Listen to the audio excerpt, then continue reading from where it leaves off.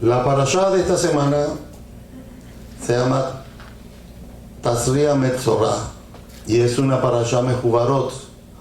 Es una parashá que está unida por cuestión de que cuadren todas las parashá en el año. Algunas se separan y otras se juntan para así cumplir con todas las lecturas anuales. Esta parashá de hoy es una parashá Mejubarot, una parashá que está unida. Y la parashá de hoy nos habla de las impurezas, ¿verdad? Que habla acerca de lo que nosotros conocemos en español como la lepra. Pero entendiendo que la palabra lepra que aparece en la Biblia no es el bacilo de Hansen. No es el bacilo de Hansen. La lepra que aparece en la Biblia no es lo que usted conoce y yo conocemos como lepra, ¿verdad? Que es esta enfermedad que daña los bacilos del cuerpo humano y deteriora los dedos, la nariz, las orejas. No, la Biblia habla de una afección a la piel. ¿Por qué no sabemos que está hablando de esa lepra? Porque la parashá de hoy nos habla que las casas también le daban lepra. Entonces la lepra es una enfermedad. La lepra que conocemos hoy es una enfermedad. La que habla la Torah es una condición. Fue un pecado espiritual que se manifestaba de esa manera. Aunque no voy a hablar sobre la lepra específicamente, ni la tzará, ni la metzorá, yo voy a centrarme en la importancia de la purificación. Porque es un tema muy espinoso. La purificación es un tema que no se maneja dentro de las culturas latinoamericanas, porque el cristianismo abandonó la práctica de la purificación. Y yo a la enseñanza de hoy la he subtitulado nuestra necesidad de purificarnos. Y usted podrá decir, bueno, rabino, pero ya Yeshua nos purificó. Porque usted, como puede notar, para el mundo cristiano Yeshua lo hizo todo. Y no me asombrará en algún momento que dirán que hasta pagó los diezmos para la gente no pagar diezmos. ¿Sí o no? O sea, para el cristianismo Yeshua lo hizo todo de tal manera que no hay que hacer nada. Ya por eso la gente no ora, la gente no ayuna, la gente no lee la Biblia, la gente va a los templos a sentarse a darse terapia. ¿Por qué? Porque Yeshua lo hizo todo. Con esa excusa, el concepto de las purificaciones fueron poco a poco desapareciendo de la práctica religiosa bíblica. Por eso cuando la gente habla de purificación o lee cosas en la Biblia que tienen que ver con la purificación, por lo general lo toma de una connotación negativa. La purificación es algo de la ley, ya no. Ahora estamos en Cristo Jesús, Señor nuestro. Estamos bajo la gracia. Usted lo oye diciendo esas cosas, ¿sí o no? Amén. Sí, amén. Pero fíjense, voy a empezar por detrás. Voy a empezar. La regla de interpretación dice que primero tengo que empezar por lo básico, ¿verdad? Interpretar el texto sencillo. Pero yo voy a violar la regla de interpretación. Yo soy rabino. Los rabinos podemos a veces romper las reglas de interpretación. Cuando yo voy al libro de Galut, al libro de Apocalipsis, al final de la historia dice: el que es puro y el que es impuro. ¿Y cómo que al final del libro de Apocalipsis están hablando de unas cosas que ya no tienen nada que ver, porque ahora estamos en el Mesías Yeshua y su sangre, y vivir en el nuevo pacto nos redime de las impurezas? Entonces que hay algo que no cuadra, porque si ya Yeshua nos purificó, ¿para qué entonces el libro de Apocalipsis al final de la era y del fin del siglo dice Juan que el que es impuro sea impuro todavía, y el que es puro dice santifíquese todavía? Entonces que hay algo que no cuadra. Es que el problema que estamos teniendo nosotros es que el concepto de la pureza en América Latina no se maneja. No hay concepto de pureza. Porque para hablar de concepto de pureza tengo que entender que hay animales que son puros y hay animales que son impuros. Y en el cristianismo la gente da gracias a Dios por el puerco, que es impuro. A ver, no estoy diciendo esto, no me malentienda. Yo no estoy diciendo esto porque estoy atacando a mis hermanos cristianos. No estoy atacando el cristianismo. Estoy diciendo simplemente lo que pasa. Que en el cristianismo la gente se come una morcilla, una moronga. Se la comen con arepa, si no pregúntele a un colombiano para que usted vea. Y con la arepa de morcilla dan gracias por la sangre que está prohibida para comerla.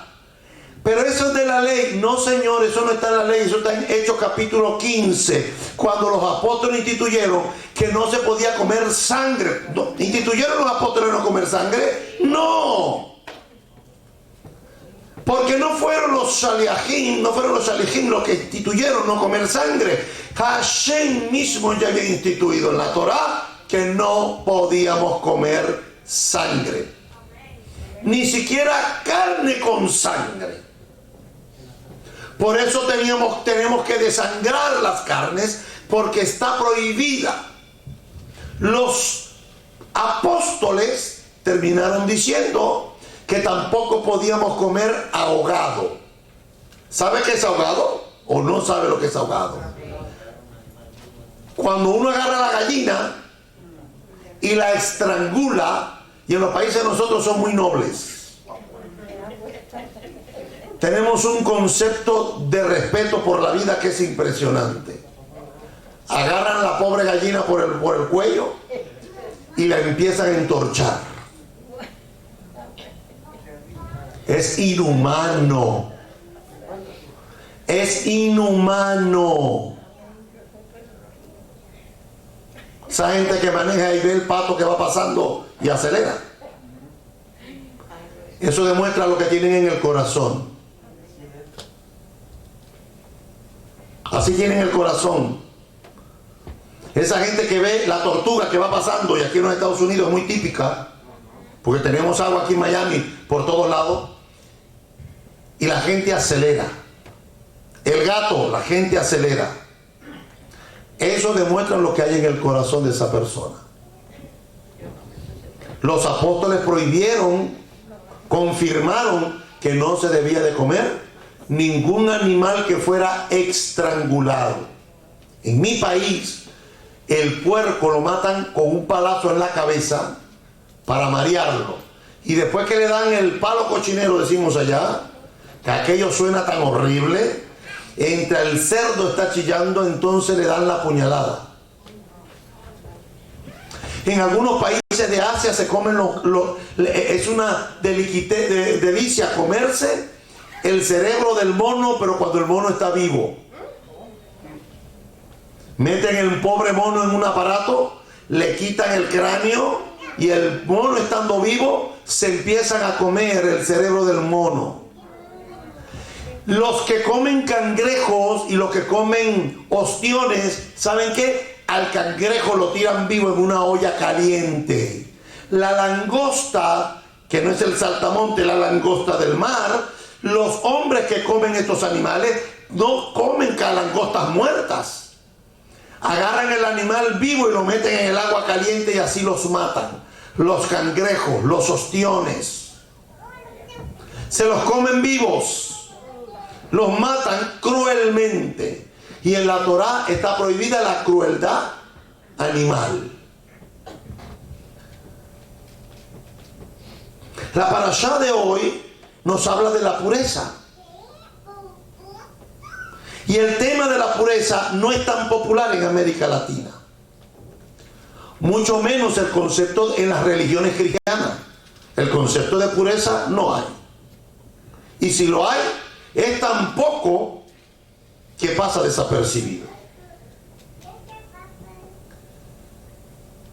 Como no tenemos el concepto de pureza en América Latina, cuando leemos la Biblia con respecto a los textos donde se habla de la pureza, del ser puro y del impuro.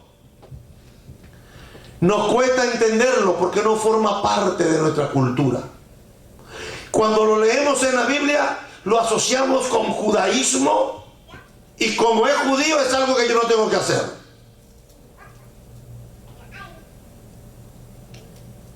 Cuando a mí me dicen que yo no hago eso porque es judío, le digo, espera. Rega. En inglés, wait a minute. En maracucho, espérate. Porque no hay nada más judío que el diezmo.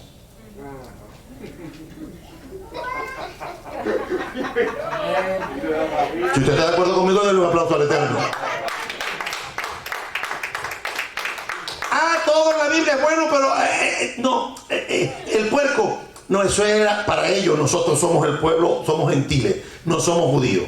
¿Que hay que guardar la fiesta? No, eso es para los judíos, nosotros somos gentiles. El diezmo, no, eso es cristiano.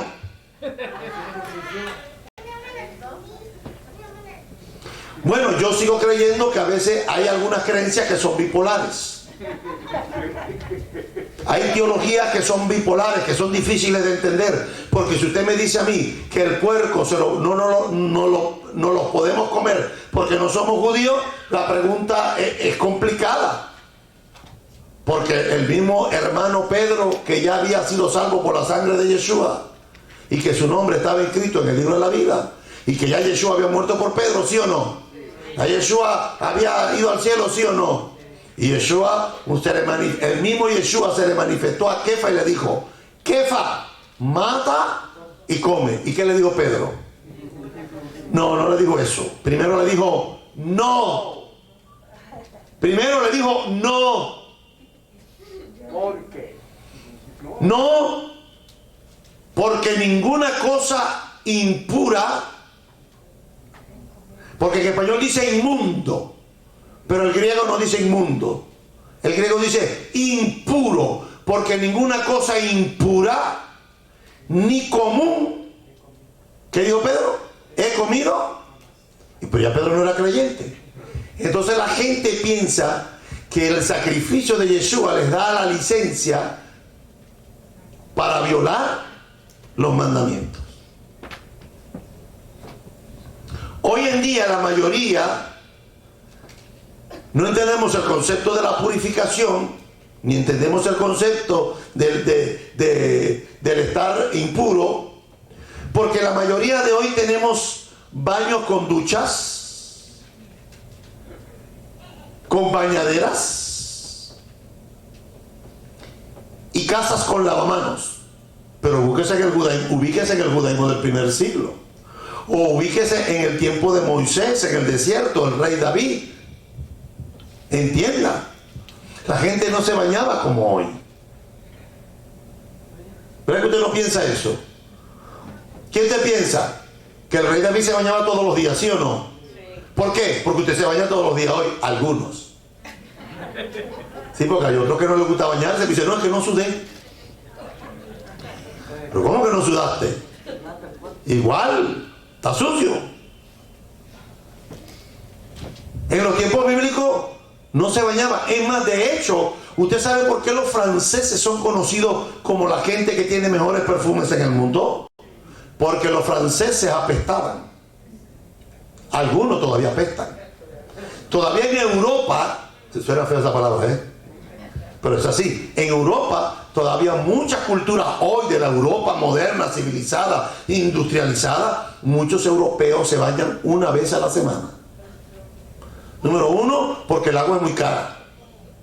Nosotros botamos el agua aquí por gusto. Nosotros nos vamos a cepillar los dientes, abrimos la llave y el agua saliendo, y uno cepillándose y el agua saliéndose.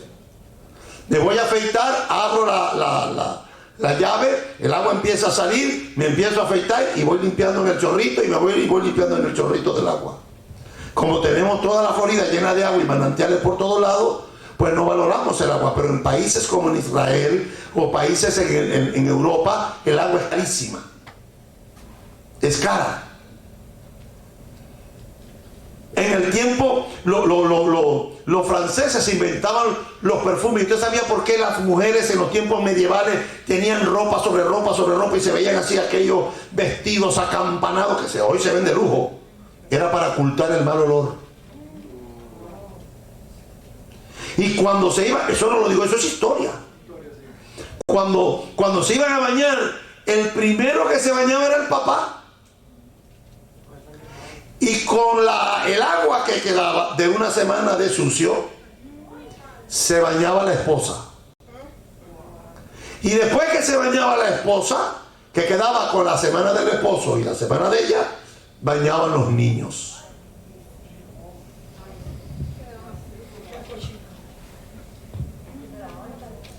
Por eso hoy bañarnos es una bendición. Lavarnos las manos es una bendición. Se sabe que cuando vino la peste bubónica, al principio Israel siempre sobrevivía más que cualquier otra cultura. Porque por lo menos, Israel tiene dos cosas que ha mantenido en la tradición, porque no son mis votos, no son mandamientos, que son los lavamientos, las abluciones, que era lavarse las manos y hacer el baño ritual antes del Shabbat. Ahora, cuando la Biblia habla de lavamiento de las manos, no es como usted lo piensa. Cuando usted dice, y se lavaban las manos, ¿qué usted piensa? Que se echaban jabón, se restregaban, se echaban cepillito en las uñas y volvía. No. En la Biblia, el lavamiento de las manos no tiene que ver con limpieza física. ¿Cuántos se lavaron las manos en Pesaj? Para comer Pesaj. ¿Cuántos se echaron jabón la noche de Pesaj? ¿Cuántos echaron hand sanitizer o gel antibacterial? ¿Qué es lo que hicimos? Nos echamos 3 veces agua, 3 veces y ya quedamos ceremonialmente limpios. El lavado de manos no tiene que ver nada con limpieza física. Las abluciones y los baños rituales no tienen que ver con quitarnos churre, mugre, sucio, sucutillo, como le llamen en cualquier parte del mundo. No tiene nada que ver con limpieza física. ¿Por qué la gente asocia que es algo físico? Porque lo asocia con lo que hacemos hoy. Muchos asocian la pureza o impureza con el concepto de limpieza física. Al no entender estos conceptos bíblicos, nos han llevado a un concepto equivocado de lo que significa la pureza. Culturalmente en América Latina no tenemos concepto y cultura de limpieza o pureza ceremonial, espiritual. Cuando nosotros vamos a la primera carta de Pedro, Aleph Kefa, capítulo 3, versículo 21, dice lo siguiente: el bautismo que corresponde a esto ahora nos salva, no quitando las inmundicias de la carne, sino como la aspiración de una buena conciencia hacia el Eterno, por la resurrección de Yeshua HaMashiach. Si yo violo el principio hermenéutico de la interpretación y agarro el texto y lo aíslo del contexto, ¿qué es lo que dice el texto de la primera frase? ¿Qué dice? El bautismo que corresponde a esto, ¿qué dice? Entonces, ¿el bautismo salva? Pregunto. ¿Qué dice el texto? El texto dice que sí.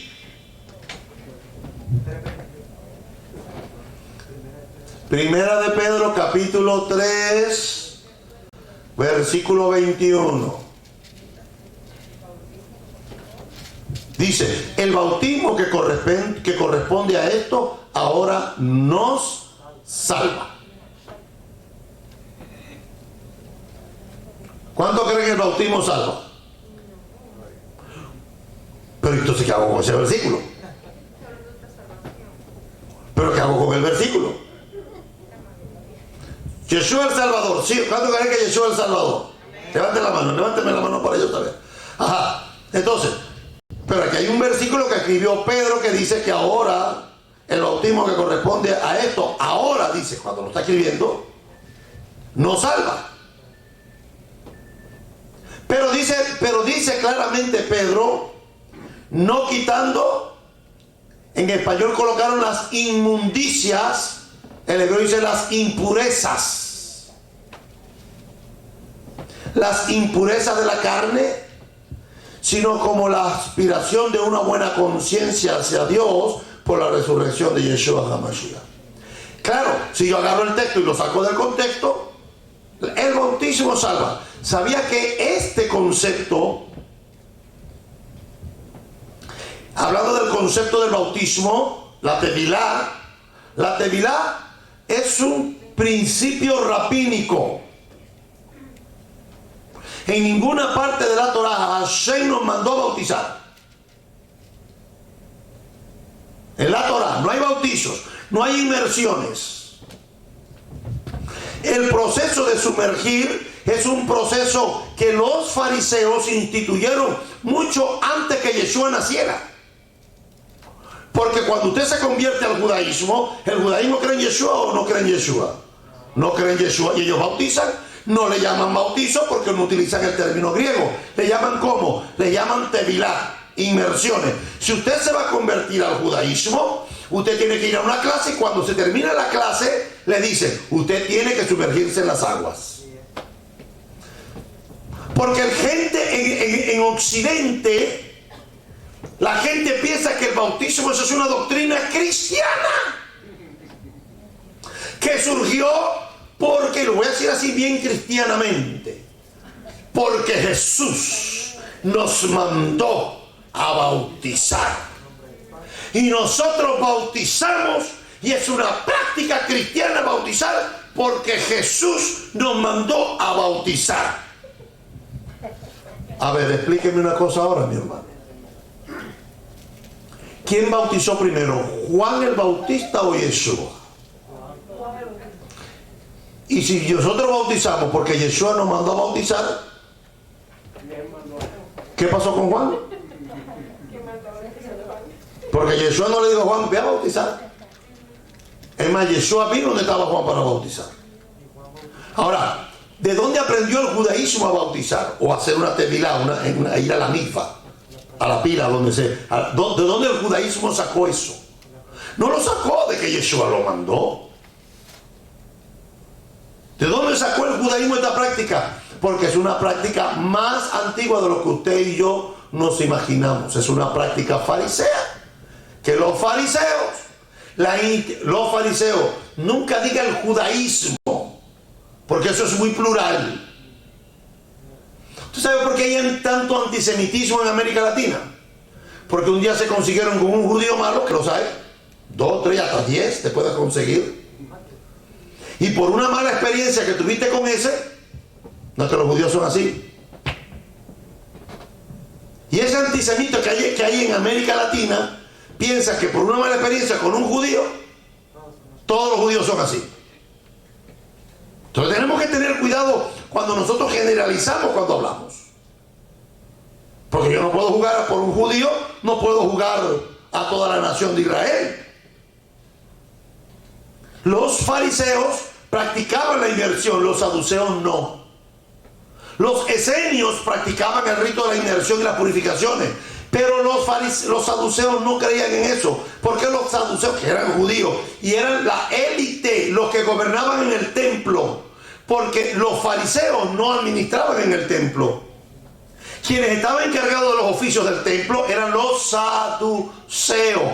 ¿Quiénes mataron a Yeshua? No fueron los fariseos, fueron los saduceos. Los que matan a Yeshua. Pero claro, cuando oímos judíos ya metemos a todo el mundo en el saco. Y hay que tener cuidado con eso. Los judíos mataron a Yeshua. No. Quienes mataron a Yeshua fue un grupo de la secta de los saduceos que no creían en la resurrección y tampoco creían en un Mesías redentor. La razón por la que los saduceos matan a Yeshua, físicamente hablando, es porque ellos no creían que venía un Mesías redentor. Sin embargo, usted va a ver en el libro de los Hechos que los fariseos, algunos terminaron creyendo en Yeshua y siendo parte de la familia de la fe. ¿Por qué? Porque Pablo dice que a mí me están persiguiendo porque yo creo en la resurrección de los muertos. Porque los saduceos no creían en la resurrección de los muertos. El rito de la inmersión, las abluciones, la Torá la instituye específicamente para los Kohanim. Los sacerdotes eran los que tenían que lavarse las manos y lavarse solamente los pies. Y en hebreo dice urjat. Y cuando el hebreo dice urjat, es lavado. El sacerdote, para poder ministrar en el lugar santo y en el lugar santísimo, tenía que ir al lavacro. Y en el lavacro tenía que lavarse las manos y tenía que lavarse los pies para poder entrar en el lugar santo y en el lugar santísimo, porque tenía que entrar descalzo. Porque no podía entrar con zapatos. Tenían que descalzarse. Cuando el Beit Hamikdash estaba en pie, nadie podía entrar con zapatos al templo. Nadie. Había que quitarse los zapatos, saber las purificaciones y entrar descalzo al templo. No, hoy la ética es otra. Hoy tenemos que venir vestidos y qué sé yo. Y usted ve, por ejemplo, a los ultraortodoxos que las mujeres usan media, no pueden usar sandalia, está prohibido en el judaísmo ortodoxo utilizar sandalia. No para venir a la congregación ni afuera. Porque hay gente que se viste bonito para venir en Shabbat, pero cuando uno lo ve afuera dice, ¿quién es esa? Los ortodoxos se visten afuera y adentro igual, no usan sandalia. Tapaditas las piernas, las falditas, todas las mujeres. Los hombres bien cubiertos, con sentido de pudor. No, pues aquí la moda ahora es enseñar. Entre más enseña, está cool. Hay que enseñar. A ver, yo no estoy diciendo que hay que usar sandalias es pecado. Yo no estoy diciendo eso, no me malinterprete. Pero tenemos que tener cuidado. Si nosotros miramos el versículo de 1 de Pedro, capítulo 3, versículo 21, dice, y lo miramos detenidamente, el bautismo es algo que todos los cristianos más o menos saben lo que significa. No importa el grupo que sea. Cuando yo estoy hablando de cristianos, no estoy hablando de evangélicos. Estoy hablando de todos los movimientos cristianos que existen. Porque hay gente que todavía no entiende que los católicos son cristianos. Pero cristianos. Los adventistas son cristianos. Los testigos de Jehová son cristianos. Los bautistas son cristianos. La iglesia ortodoxa griega es cristiana. La iglesia ortodoxa rusa es cristiana. La iglesia copta es cristiana. La iglesia siria es cristiana. Entonces, el movimiento cristiano, cualquiera que sea, todos conocen el bautismo, ¿sí o no? Todos conocen que hay un bautismo.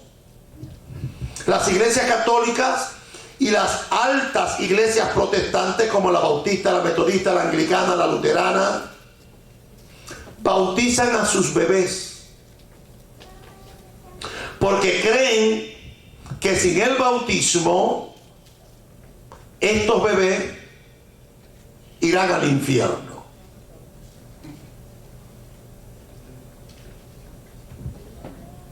Los lutanos, los metodistas, los anglicanos, que son los protestantes, porque los evangélicos no son protestantes, los evangélicos nacen en una división del protestantismo, un grupo aparte, juntamente con la iglesia católica, practican el rito de la inmersión, pero no sumergen a nadie. Practican, creen en el bautismo, en la inmersión, pero no sumergen a nadie. Tanto los católicos como los protestantes lo que hacen es rociar 3 veces agua en la cabeza del converso, ya bien sea niño o sea adulto. Porque en las iglesias católicas también se practica la conversión al catolicismo de adulto. Y cuando alguien se convierte a la religión católica de adulto, tienen que llevarlo y echarle 3 chorritos de agua en la frente al adulto. Aunque usted lo que está acostumbrado es a ver son niños. Pero la realidad es que la conversión de adultos también existe dentro del catolicismo.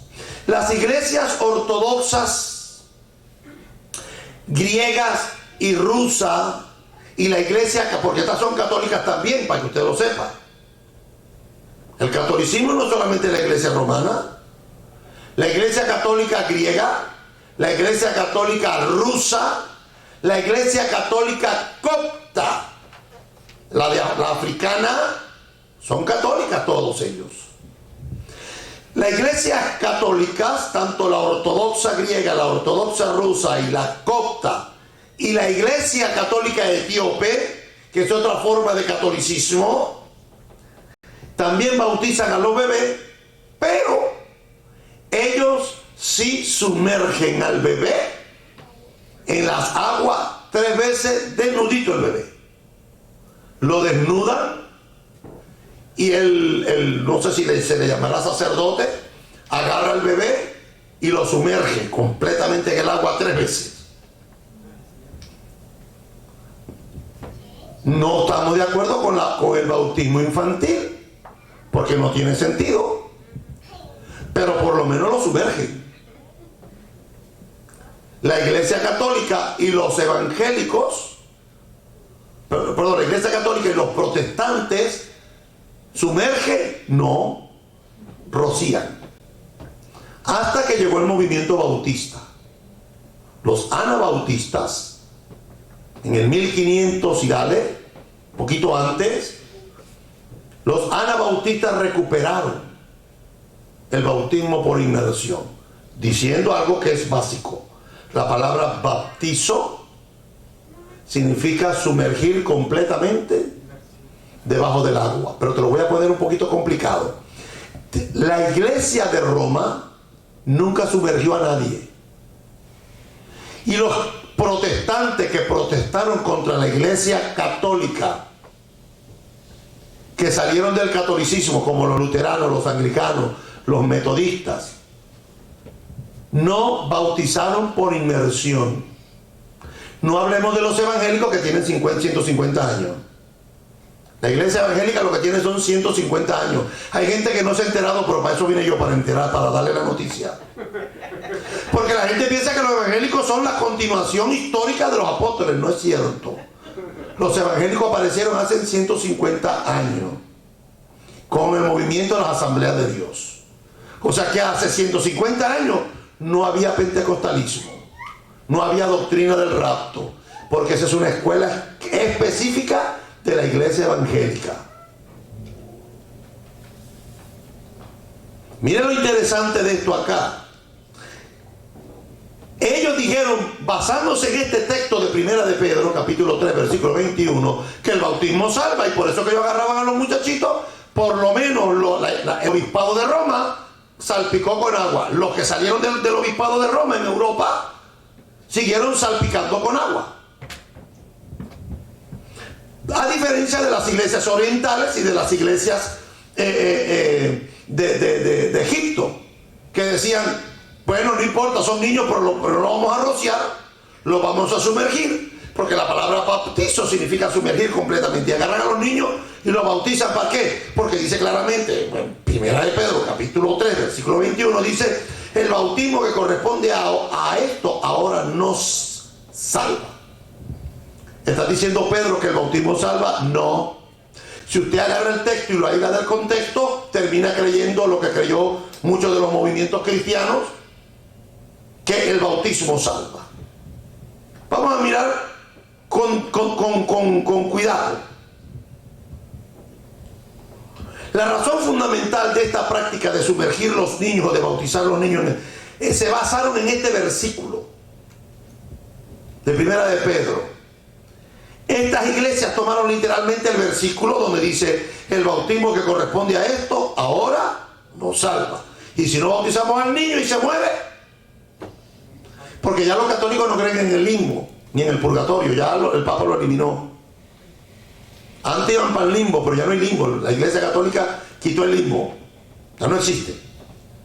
El problema con esta interpretación tradicional de la Iglesia Católica Romana y algunos movimientos protestantes es que la frase que dice el bautismo que corresponde a esto, es totalmente ignorada cuando leen la Biblia. ¿En qué se enfocaron ustedes cuando leyeron el texto? Que ahora nos salva. Y se enfocaron ahí. Pero Pedro dice el bautismo que corresponde a esto. ¿Que corresponde a qué?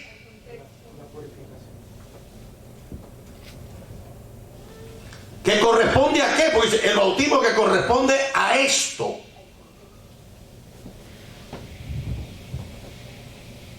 Hay que ir al contexto. El contexto de este versículo, ¿de qué viene hablando? Vaya a Primera de Pedro, capítulo 3.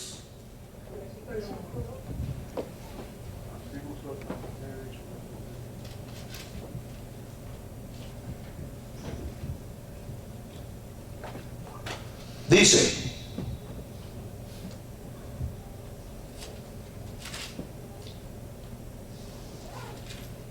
¿sabe cuál es el problema de usted? Que usted le está leyendo el titulito que está arriba de lo que está ahí, ¿verdad? No. Está leyendo el titulito que está arriba. ¿Qué dice? Deberes conyugales. Una buena conciencia.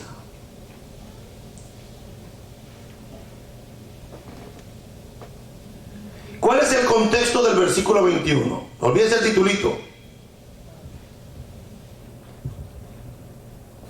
Dice el versículo 14: mas también si alguna cosa padecéis por causa de la justicia, bien, o sea, no es que padeces porque tú hiciste una cosa mala, no. Si padeces por una cosa mala, tiene que aguantar la consecuencia. Dice: padecéis por causa de qué?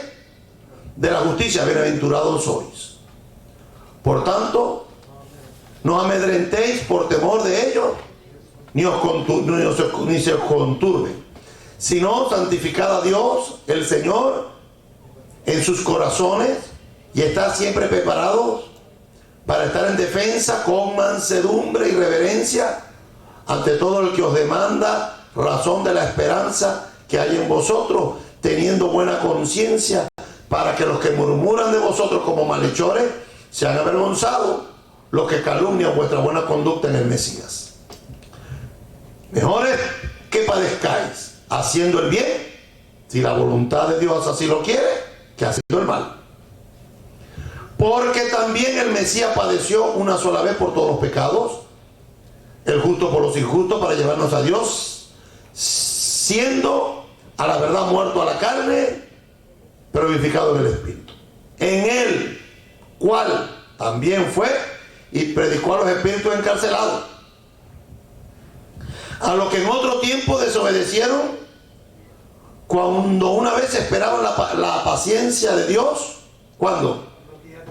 En los días de Noaj, mientras se preparaba el arca, el cual pocas personas, es decir, 8, fueron salvadas por agua.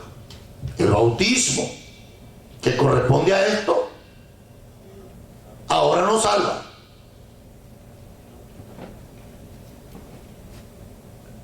¿Lo entendieron o lo tengo que explicar? Por la cara que tienen tengo que explicarlo. Claro, si es que es así. Es que la cara que... Rabino, lo que está diciendo es... No. Oído. No hay nada sobrenatural, no hay nada físico del agua levantando el arca. No hay nada sobrenatural. Cuando vino el diluvio, ¿qué pasó? El arca y la madera y todo lo que flotó. Sin embargo, cuando un bebé o un adulto es bautizado, el agua que moja al bebé, pero no tiene nada de sobrenatural para asegurarle al bebé o a la persona que se salve en el juicio y vaya al cielo. El texto de la carta de Pedro aclara que el bautismo no es un baño físico o bañarse en una ducha que limpia el cuerpo y por lo tanto salva mediante la limpieza.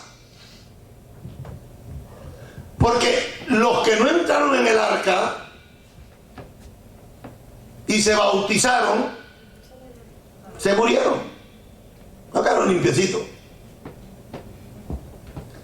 No está hablando ni siquiera, porque hay gente que dice que Yeshua fue al infierno a predicarle a los muertos.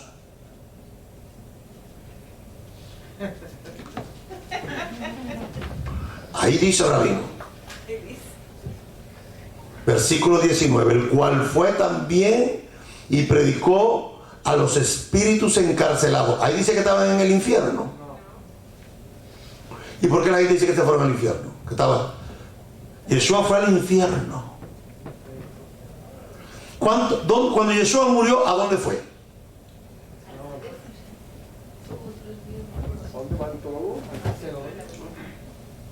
Mira, esa respuesta es muy judía. ¿A dónde fue? ¿A dónde van todos? No dejó igual. No dejó igual, pero ¿a dónde van todos? No dejó igual. ¿A dónde fue Yeshua? ¿Qué iba a hacer Yeshua al infierno? ¿Qué nos dice eso? Ay, pero que yo tengo 30 años que yo lo oí. Pues te engañaron por 30 años. Cuando Lázaro, o Eleazar, que es un verdadero nombre, en la parábola, que no es real, es una parábola, Yeshua cuenta la parábola de Eleazar y el hombre rico. ¿El rico fue para dónde? Al Seol. El seno de Abraham dice la palabra. Es que o sea, no puede tener 30 interpretaciones en el mismo versículo. Pónganse de acuerdo, a ver. Cuando el rico muere, ¿para dónde fue? Dícense, pues yo no. Están inventando. No disparen, aquí no se puede disparar así. Abra la Biblia, por favor. Esos cuentos que usted tiene metido en la cabeza, yo vine hoy a lavárselos. Porque usted está diciendo cosas que están allí de una información que no es lo que el texto literalmente dice. Y esas repeticiones por 20 años les han creado a ustedes unos conceptos totalmente fuera de la Escritura. Búsqueme el texto donde está la parábola del rico y Eleazar, o rico y el Lázaro, como lo conoce la gente. Lucas capítulo 16, correcto. Léame el relato y búsqueme ahí la palabra Seol.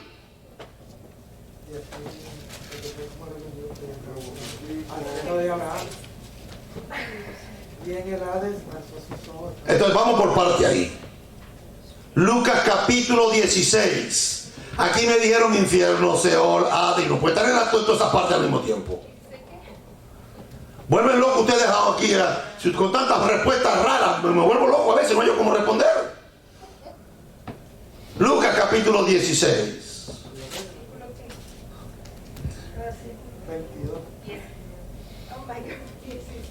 Versículo 19 en adelante. Dice: había un hombre rico que se vestía de púrpura y lino fino y hacía, esto es una parábola, esto no fue verdad, esto es una parábola, es un cuento, que Yeshua hace un cuento para enseñar una verdad.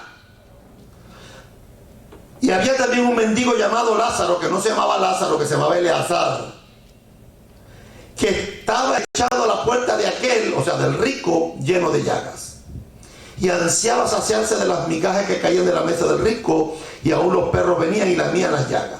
Y aconteció que murió el mendigo y fue llevado por los ángeles, ¿a dónde? Entonces no diga lo que la Biblia no dice. Ustedes mandaron al rico para el seno de Abraham. ¿Quién fue al seno de Abraham? El mendigo. ¿Qué se llamaba? Eleazar. Y fue llevado el mendigo por los ángeles al seno de Abraham, y murió también el rico. ¿Y qué? Y fue sepultado. ¿Lo llevaron para el infierno? Dice. Entonces no repita cosas que usted oyó desde los púlpitos hace años atrás.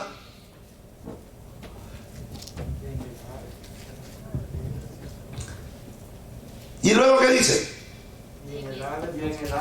Y en el Hades.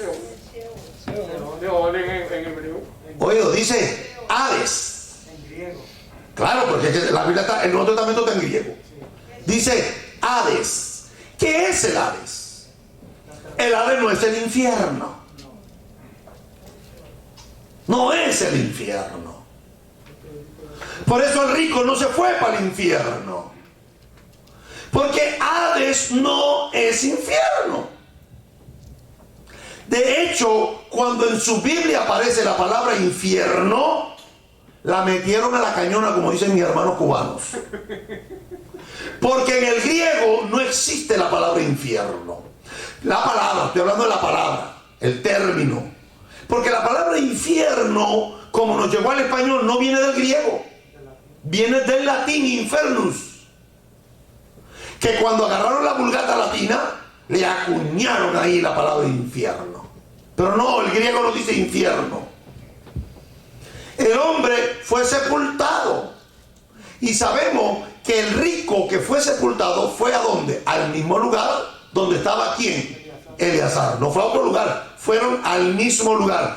Estaban en el mismo lugar, imagínense que se miraban el uno al otro. ¿Se miraban o no se miraban? ¿Se miraban? Porque dice que alzó los ojos y lo vio. Rabino, en el infierno no hay nadie. Entiéndalo. Eso es un concepto pagano. Quien crea que hay almas en el infierno tiene una doctrina pagana. Que yo hubiese querido que Hugo Chávez estuviera ahí. Y Fidel Castro también. Y Hitler. Y estuvieran ahí achicharrándose en la paila número 10. Pero no hay nadie ahí todavía. Todavía. Porque yo sé que el final de estos malvados es ese. Cuando venga el juicio. No pueden mandarlo para el infierno si no lo juzgan. Y nosotros decimos Sadik Hashem. Hashem no te va a mandar para el infierno y después te va a sacar del infierno en la resurrección para juzgarte y después de juzgarte para volverte a mandar para el infierno.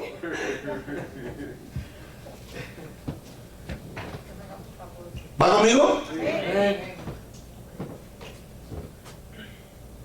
No dice ahí en ninguna parte que al rico lo mandaron para el infierno. No, eso es una deducción.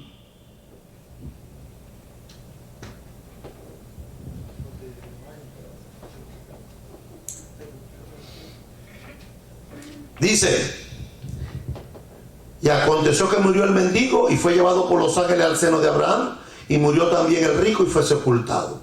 Y en el Hades alzó sus ojos el rico, estando en tormento, vio de lejos a Abraham y a Eleazar en su seno. Entonces él, dando voces, dijo: Padre Abraham, ten misericordia de mí, envía a Eleazar para que moje la punta de su dedo en agua y refresque mi lengua, porque estoy atormentado en este lugar de llama. O sea, que podían verse. Mándalo para que venga. Dice el libro de los Proverbios que el Hades está dividido en cámaras. En cámaras. Dice, las cámaras del Seol.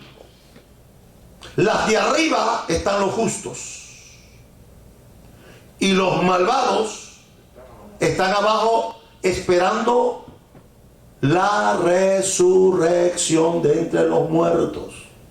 Para que después que salgamos de allí, tenemos que ir a dar cuenta en el día del juicio. Y cuando nos busquen en el libro de la vida, en el Sefer Chaim Tovim, los que no estén ahí, entonces ahí sí van a lanzar a Chávez, y a Fidel Castro, y a Mao Zedong, y a todos estos malvados que han hecho daño a la humanidad.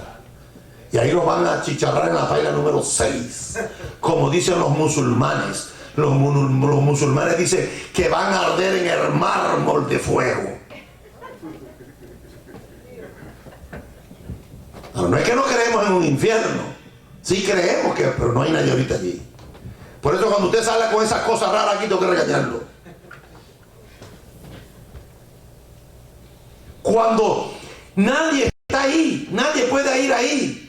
No hay nadie en el infierno. Además, de hecho, en la carta de Pedro no dice que Yeshua fue al infierno. Pero a alguien se le ocurrió predicar esa tontería, porque ¿quién lo ha escuchado? A ver, o sea, soy yo el único que ha escuchado eso. ¿Ah? Que Yeshua fue, los 3 días estaba predicándole a los que estaban en el infierno y llevó cautiva la cautividad. Es complicado eso, porque cuando usted lee la carta de Pedro, de los que está hablando Pedro no son de los que están en el infierno, sino de los que están ahí con él. Pero ¿qué pasa? Que usted va a leer un versículo y a usted le leyeron un versículo nada más. Para poder entender el versículo 21 o 29, 20 y 21, usted tiene que leerse toda la carta para entender de lo que viene hablando Pedro.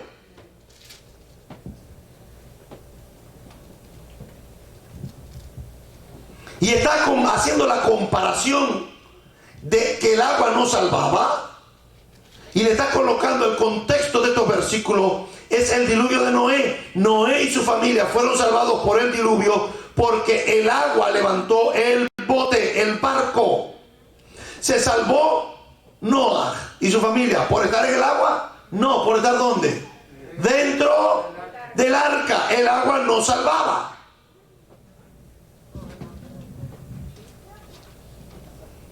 Noé fue salvo y su familia porque se metieron en el arca. No hay nada sobrenatural en la física del agua levantando, haciendo flotar al barco. Sin embargo, cuando un bebé, un adulto, es bautizado en el agua, moja al bebé. Pero ¿qué está diciendo Pedro? Que eso no puede limpiar las conciencias. Dice Pedro, el bautismo que corresponde a esto ¿qué? De la misma manera que Noé se salva porque entra en el arca, porque había agua, de la misma manera no es el agua el que te salva, sino ¿quién es? Yeshua, que vendría a ser el arca.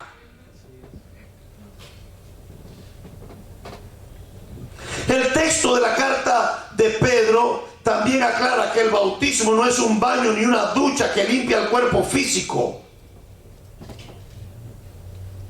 que salva mediante la limpieza.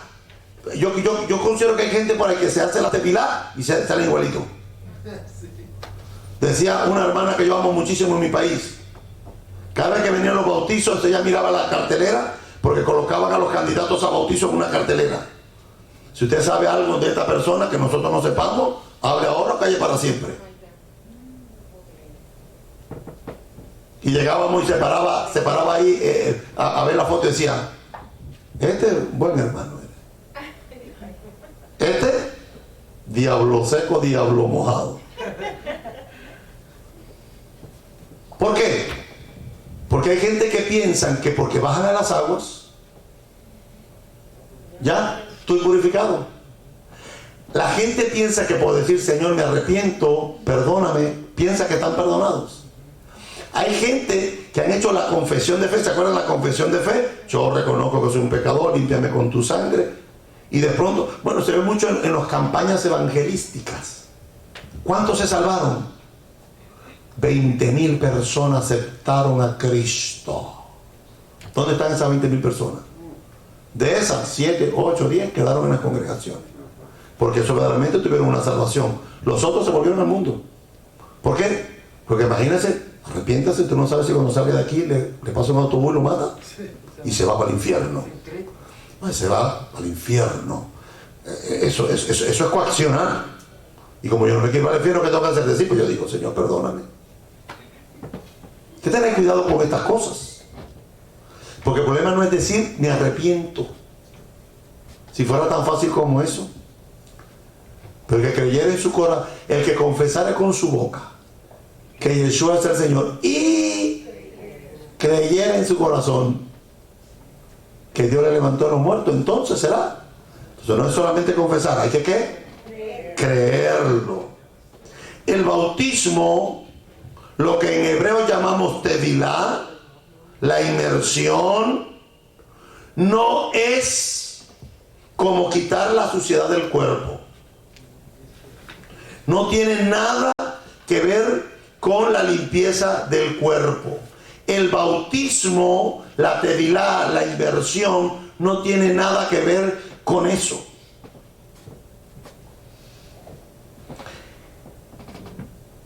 Esto significa como un llamado de Dios para que tengan una buena conciencia. Cuando usted va a la carta de Pedro, vuelve a decir, el bautismo que corresponde a esto, o sea, lo que pasó antiguamente con Noé, a esto ahora nos salva. No quitando que la inmundicia de la carne. ¿Qué dice que tenía qué? Inmundicia. Pero ya sabemos que la palabra inmundo no está en el griego. Que la que existe que no quitando las impurezas. Y si Pedro está hablando de inmundicia, como dice la Reina Valera, que nosotros entendemos que es impureza, como que Pedro habla de impureza y hoy nadie habla de impureza.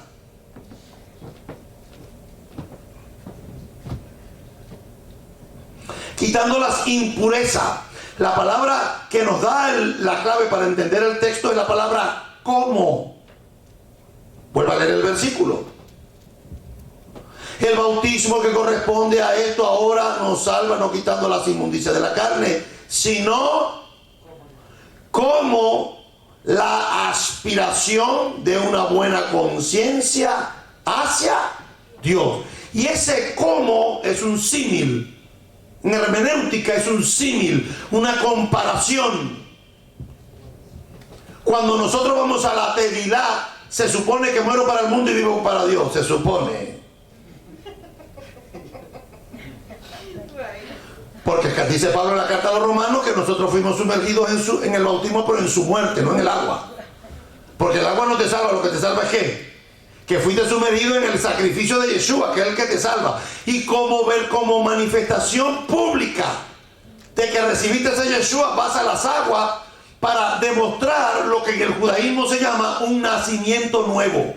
Porque ya naciste por el vientre de tu madre, pero tienes que nacer de nuevo. Y los rabinos decían, la única manera de que una persona sea asimilada dentro del pueblo de Israel es que tiene que nacer de nuevo. Y pero ¿cómo nazco de nuevo? Si ya yo nací. Pues entonces aquí es cuando los fariseos inventan el rito de la inmersión del agua. ¿Por qué? Porque se dieron cuenta hace muchos siglos atrás que el bebé estaba criándose en el líquido amniótico. Y que cuando el bebé va a nacer tiene que romperse la fuente. Y sale el líquido amniótico. Y cuando sale el líquido amniótico completamente, entonces empieza un proceso de parto. Y es cuando nace el niño. Todos los rabinos dijeron, I have a deal. Agarraron al bebé. Así como nace un bebé de las aguas, vamos a hacer este ritual. Un nuevo nacimiento, traemos al converso, lo metemos debajo de la... Porque el rito no empieza cuando te meten. El rito es cuando estás abajo y sales. Y cuando sales del agua, el judaísmo concibe que es un nuevo nacimiento. Y en el Nuevo Testamento también encontramos lo mismo, porque no hay ninguna diferencia. Yeshua se encontró un día con Nicodemo y le dijo, Nicodemo, te es necesario que nazcas otra vez. Y Nicodemo, Nardimón, que soy descendiente de Hillel, ¿cómo que tengo que nacer de nuevo? Y eso le dice, el que no nace del agua y del espíritu, ve que no es una sola, hay dos. Por eso que hay diablo seco y diablo mojado. Porque hay quien cumple la parte del agua, pero la espiritual ahí no llegan. Y esos son los que en el camino se regresan. Esos son los que son sembrados en los caminos, que cuando sale el sol se secan. Los que no tienen fundamento, los que no tienen raíz. Los que se mueven por emociones, por sentimentalismos.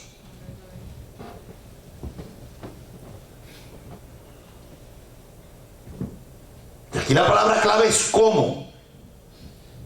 Este cómo es una imagen, un cuadro, un ejemplo que usa de la resurrección de Yeshua, nuestro Mesías, como un ejemplo de salvación de los que hemos caminado en los caminos del Eterno. Fíjense, cuando usted va al versículo 21, el bautismo que corresponde a esto ahora nos salva, no quitando la inmundicia de la carne, sino como inspiración de una buena conciencia hacia Dios por la resurrección de Yeshua HaMashiach. Versículo 22, quien habiendo subido al cielo está a la diestra de Elohim, y a él están sujetos ángeles, autoridades y potestades.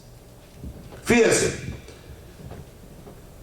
Pablo en la carta a los Romanos en el capítulo 6 dice claramente: ¿no sabéis que todos los que hemos sido bautizados en el Mesías Yeshua fuimos bautizados en su muerte? Porque el agua estaba ahí, pero la manera, el agua lo que representaba ¿qué? La parte ceremonial.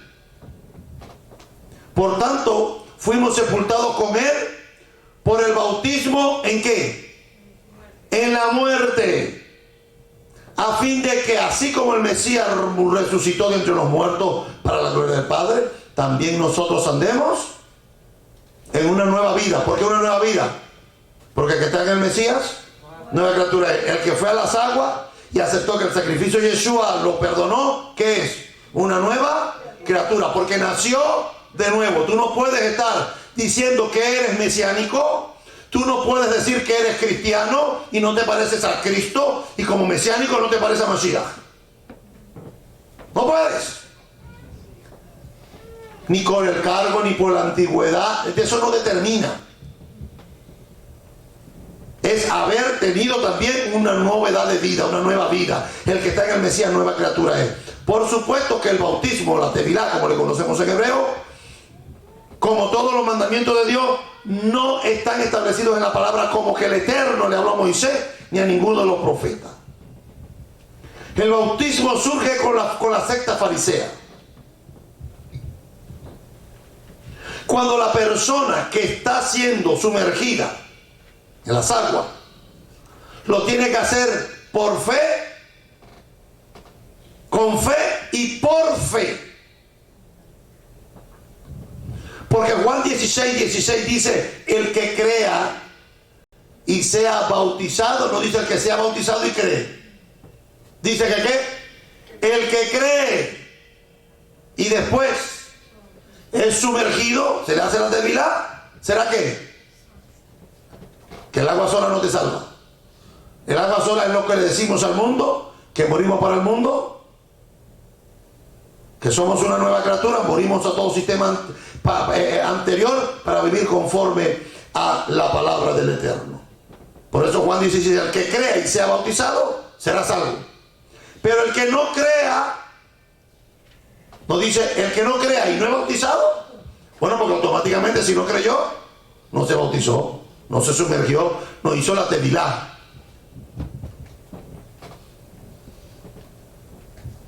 No es salvo. No se salvará.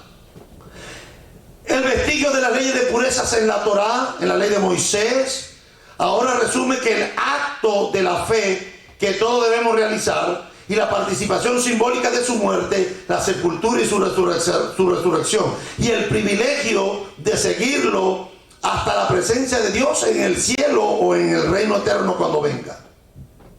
Por ejemplo, como el concepto de la purificación, de la pureza, se perdió y no es una práctica en nuestra cultura, el libro de los Hechos, capítulo 21, versículo 26, dice lo siguiente. Lucas, que es quien escribe el libro de los Hechos, dice: entonces Pablo tomó a los hombres y al día siguiente se purificó con ellos. ¿Qué hizo Pablo? Se purificó. Pero ¿cómo se va a purificar Pablo si ya Pablo era salvo por la sangre de Yeshua? La sangre de Yeshua era suficiente. Con el sacrificio de Yeshua es suficiente. No tenemos que hacer nada. Bueno, ¿y qué hacía Pablo purificándose? Hechos capítulo 21, versículo 26 dice: entonces Pablo tomó a los hombres y al día siguiente se purificó con ellos. O sea que Pablo y los hermanos que estaban con Pablo, ¿qué hicieron? Se purificaron. y entró en el templo, avisando cuándo se cumplirían los días de la purificación y se presentaría el sacrificio por cada uno de ellos. Ahí dice ofrenda, pero cuando usted ve la palabra ofrenda, ¿qué piensa? En dinero, ¿verdad? Pero está hablando de los sacrificios, las ofrendas que el Eterno instituyó. Miren, Hechos capítulo 24, versículo 18. Y mientras hacía esto, ¿haciendo qué? Hablando del sacrificio, me encontraron purificado en el templo, sin muchedumbre ni tumulto, pero algunos judíos de Asia, usted sabe. Pablo está contando la historia cómo lo sacaron del templo. Dice, me encontraron en el templo haciendo sacrificio y me encontraron purificado.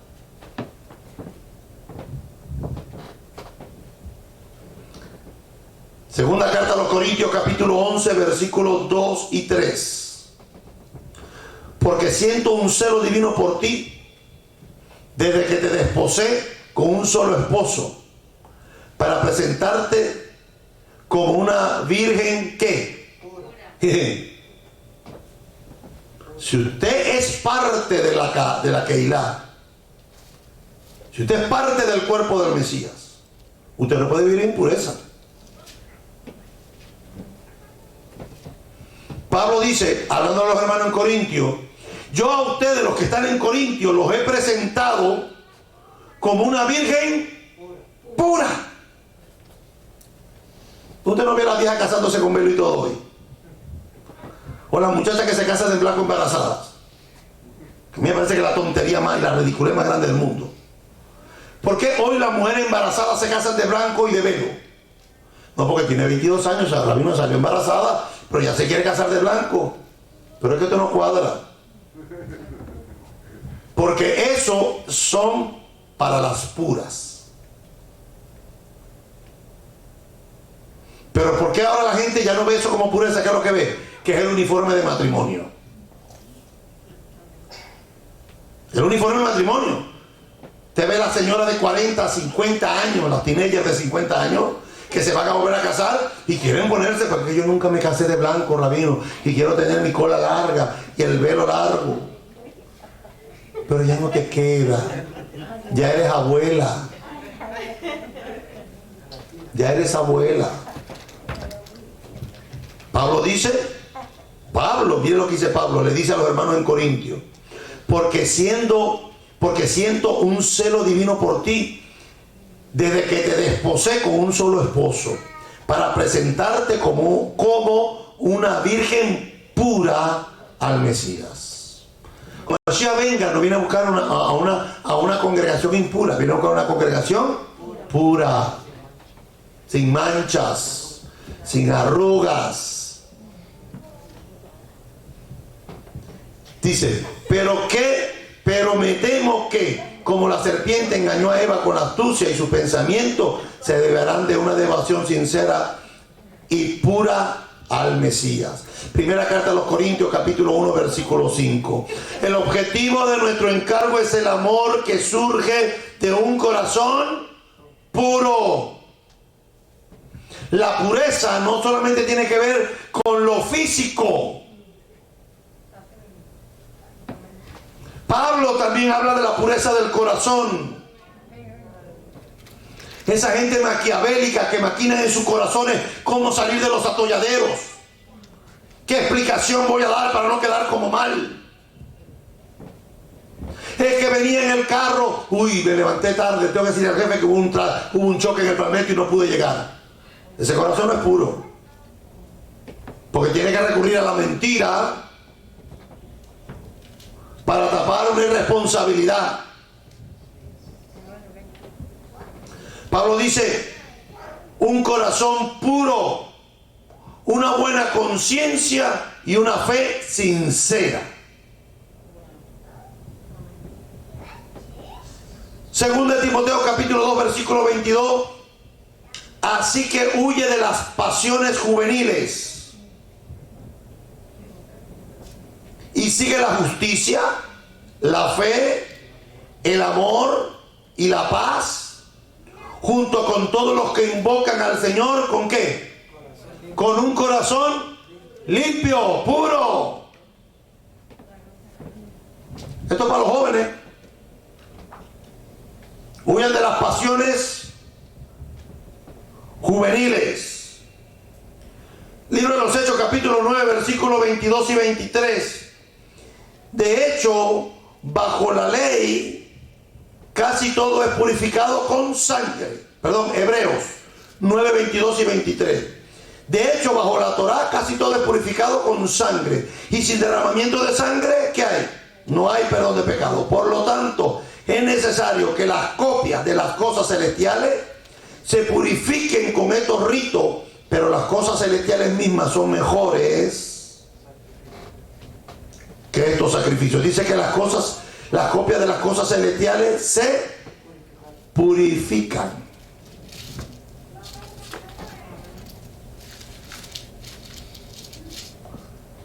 Primera de Pedro capítulo 1 versículo 22. Y habiendo purificado vuestras almas por medio de la obediencia a la verdad, por un sincero amor fraternal, abríos los unos a los otros con un corazón puro.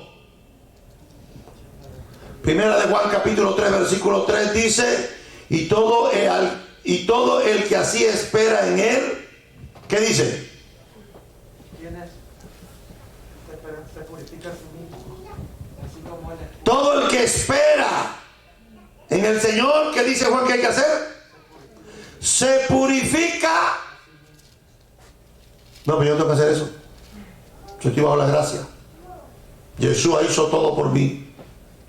Ay, cuando venga el Señor. Porque siempre lo decimos, que el desconocimiento de la ley no te exime de la responsabilidad y de las consecuencias. Pedro dice, y todo aquel que espera en él se purifica a sí mismo como él es puro. Por eso el Dios puro quiere un pueblo puro, que come animales puros, que vive con una conciencia pura, que tiene un corazón puro. ¿Por qué? Porque ese, si no practica eso, no va a entrar en la vida eterna.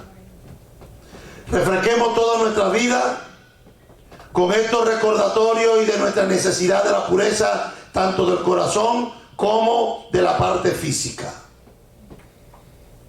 Lucas capítulo 17, versículo 11 al 19. Vaya por favor allí. Lucas capítulo 17, versículo 11 al 19. Y yendo Yeshua a Jerusalén, pasaba entre Samaria y Galilea. Y al entrar en una aldea, le salieron al encuentro 10 hombres leprosos, los cuales se pararon de lejos. ¿Por qué se pararon de lejos? Porque tenían Zaraat. Tenían una afección en la piel. No era la lepra que usted conoce. No tenían el bacilo de Hansen. No. Tenían una afección en la piel. Y dice, se pararon de lejos y alzaron la voz y le dijeron, Yeshua, Rabí, ten misericordia de nosotros. Y él los vio, claro, porque estaba de lejos, y les dijo, ¿qué les dijo? Y mostraron los sacerdotes. A ver, porque Yeshua dijo, te declaro limpio, confieso sanidad sobre ti, imparto sanidad. No, Yeshua no dijo eso. Le dijo, vayan y muéstrense a los sacerdotes. Y aconteció que mientras ellos iban, ¿fueron qué? No dice que fueron sanados. ¿Aló? ¿Por qué no fueron sanados? Porque ellos no estaban enfermos. Porque la lepra que habla la Biblia no es una enfermedad. Es una condición espiritual. los limpió, no los sanó, los limpió. Y mientras ellos iban, fueron limpiados. Entonces uno de ellos, viendo que había sido sanado, volvió glorificando a Elohim en gran voz y se postró su rostro a tierra a sus pies, dándole gracias. Y este era un Shomroní, un samaritano. Y respondiendo Yeshua dijo: ¿no son 10 los que fueron limpiados? ¿Y los 9 dónde están? No hubo quien volviese y diese gloria a Dios, sino este extranjero. Y le dijo: levántate, vete, tu fe te ha salvado. Y ese salvado no es de que nos libere al infierno. Tu fe te ha librado de esa condición en la que estabas. Entienda que la lepra no es una enfermedad, es una condición espiritual. ¿Sabe lo que dicen los sabios? Que lo que produce la zaraat es la shon hara, la lengua mala. Los que hablan de una manera incorrecta hacia otras personas. Y dice la Torá que un día Moshe tomó a la cusita, que era negra, como esposa también. Y Miriam murmuró contra Moshe. No sabemos si es porque era negra o era que Miriam no quería tener otra cuñada. Pero cuando la Biblia dice que tomó una cusita, ¿por qué sabemos que esa segunda esposa de Moshe era negra? Porque en hebreo Cush es negro. Cuando te va a decir el carro negro, dice esto es color Cush, negro. Dice que cuando Miriam profirió palabras contra el líder, que era su hermano, entienda que Miriam es la hermana mayor. Miriam es la mayor. Segundo viene Aarón y Moshe es el menor. La hermana mayor está hablando contra su hermano menor. Y dice la Torá que Miriam se volvió blanca. Le cayó zaraat y se volvió una metzorá. Y había que sacar el campamento. Cuando la gente se quedan solas en la familia, ¿sabes que hay familias de nosotros que son a veces... ¿Usted me entiende? Por fe. Por fe. Hay gente de la familia que tenemos que amarlos por fe. Son problemáticos. Siempre, por eso te dice, siempre en la familia hay una oveja. Claro, nosotros pensamos que es el otro pensará que somos nosotros. Oído, cuando estas cosas pasan, tenemos que tener cuidado, porque a veces en la intimidad de la familia hay mucha facilidad para decir cosas inapropiadas. De la nuera, del yerno, del cuñado, de la suegra, del suegro. Yo no, pues yo tengo dos suegros buenos. Yo me siento bendecido. Mi esposa, lo digo yo, no lo dice ella, lo digo yo, pero ya sabe que lo que voy a decir es verdad. Tuvo 2 buenos suegros. Yo para mi suegro soy un hijo más. Y mi esposa para mi mamá y mi papá fue una hija más. Es más, mi papá estaba muriendo el día jueves y llamaba también a su nuera. ¿Dónde está Zulay? ¿Dónde está Zulay? Cuando no tenemos cosas que son afines a nosotros, nos levantamos a abrir la boca y usar la shon hara, y la shon hara produce zaraat, produce lepra. Y la gente que tiene lepra, la gente indeseable, la gente que tiene problemas, terminan aislándola. No, es que la cuñada mía, eso es terrible. Mi suegro, mi mamá, ni te metas, no le habla mi mamá es insoportable. Yo porque mi mamá, ¿qué voy a hacer? Yo la amo así, pero mi mamá es insoportable. Cuidado con lo que decimos, porque eso produce zaraat, produce lepra, y no es una enfermedad física, porque la enfermedad física en la Torá no se le llama lepra. Cuando en el griego dice lepra, cuando en español dice lepra, el griego dice lepra. Pero la lepra, que los griegos llamaban lepra, es lo que hoy se llama elefantitis. Unas afecciones en la piel, escamosas. Y el bacilo de cáncer es otra cosa. Cada vez que la Biblia dice lepra, no es enfermedad, es condición espiritual. Por eso la parashá de hoy, una vez el leproso quedaba limpio, no era ni siquiera Yeshua el que lo declaró limpio. Yeshua le dijo, ve y muéstrate a los sacerdotes. Yeshua era el Mesías, ¿sí o no? Yeshua pudo haber dicho, está limpio, no tiene que ir a ningún lugar, yo estoy aquí, ¿verdad? Porque él era con el Agadol, era el Melech Hamlachim, el Adonai Adonim. Sin embargo, Yeshua dijo, ve y muéstrate al sacerdote. Porque quien te tiene que declarar limpio no soy yo, es él. Porque si estaba escrito en la Torá, léelo en la parashá de hoy para que vea. Y el esposo tendrá que meter al sacerdote. Y el sacerdote tenía que examinarlo. Y cuando lo declaraba, lo metía en cuarentena. Y después lo volvía a traer. Ya no tiene, pues yo te declaro limpio. Y después tenía que ir a ¿qué? A purificarse. Y después presentar los sacrificios de agradecimiento.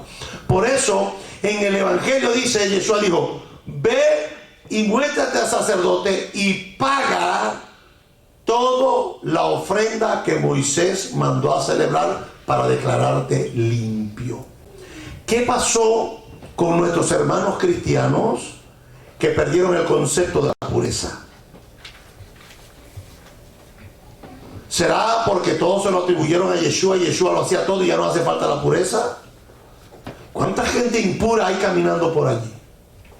Comiendo cosas impuras, viviendo en impurezas, y de una manera formal vienen a los templos y se sientan. Hay predicadores hoy que ya no hablan de eso. Templos ya no hablan de pecado, ya no hablan de eso. Todo va a estar bien. Confiesa, tú eres poderoso. Estás sentado en los lugares celestiales reinando con poder, con señorío, con autoridad. Conozco templos donde los gays se congregan, son miembros de allí. Y cuando dice, pastor, ¿pero qué hacemos? Dice, no se puede hablar de eso, dan bastante diezmo.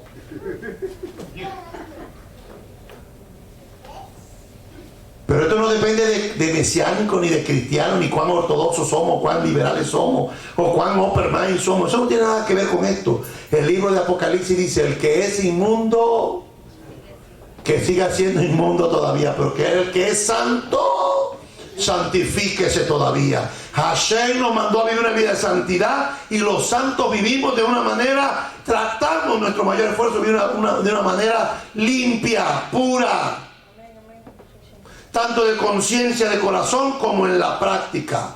Nosotros no solamente hablamos de pureza del corazón, porque todo es del corazón. Yo tengo la palabra en mi corazón, yo tengo a Yeshua en mi corazón, pero también nos la mandaron a poner en las puertas. Y esta palabra que yo te mando hoy estarán sobre tu corazón. Y después dice, y después que esté en tu corazón, la escribirás en la poste de tu casa y en tus puertas. Porque si el corazón hubiese sido suficiente, engañosa más que todas las cosas el corazón del hombre.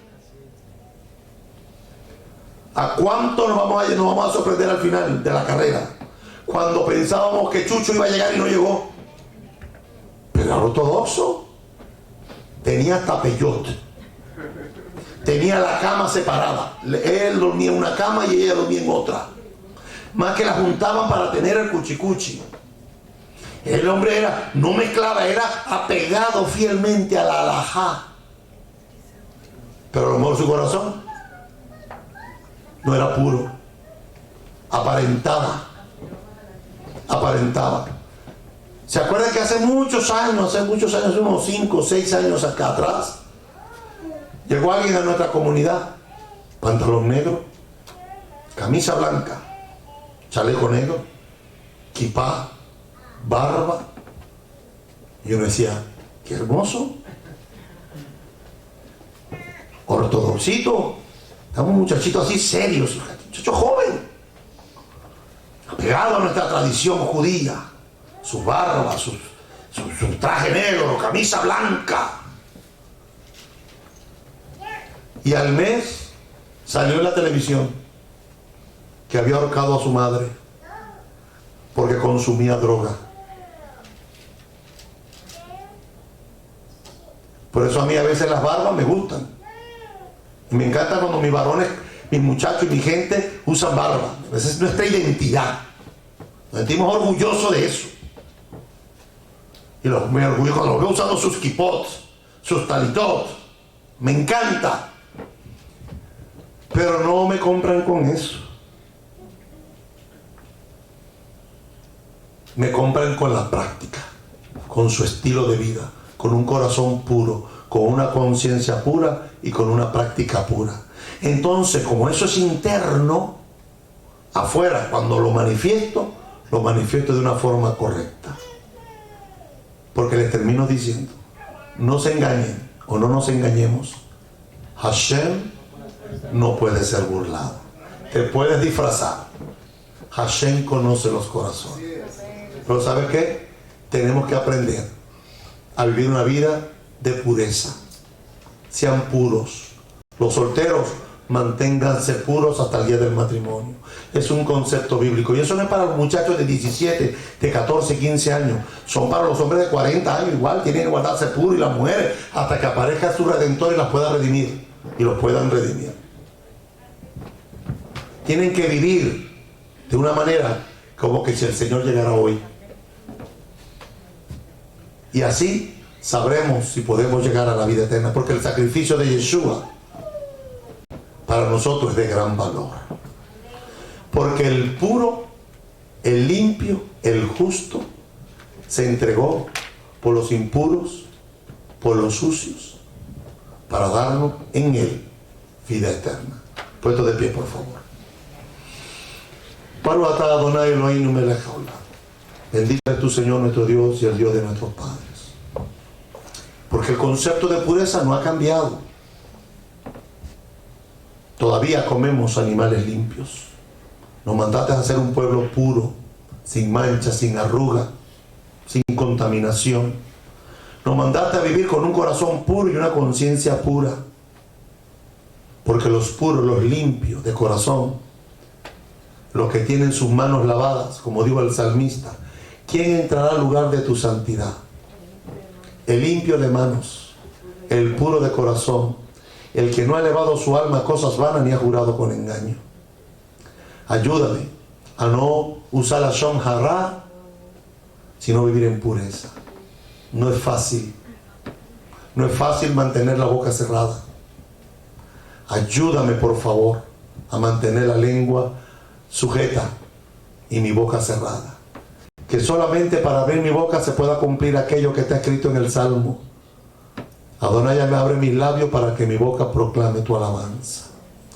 Cuando abramos nuestros labios sea para edificar, para construir, para restaurar, para bendecir.